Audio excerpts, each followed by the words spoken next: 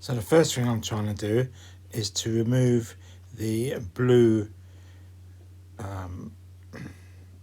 looks like a washer, plastic washer. It's taking a bit of time to do this. I'm not sure whether it gets pushed off, whether you can push it off, or whether it screws off.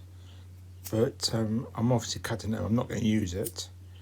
And there's a circlip or some kind of spring in there to hold it together.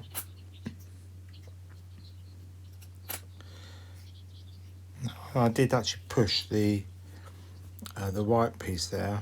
I used some pliers first of all, which you'll see shortly.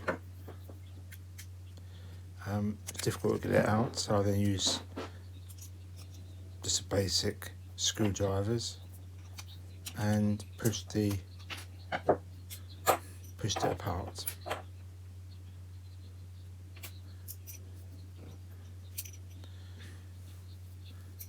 You can take more of it apart, push the top, and you can see there it is. It looks like it may be slightly damaged. Anyway, there it is. Thank you for watching.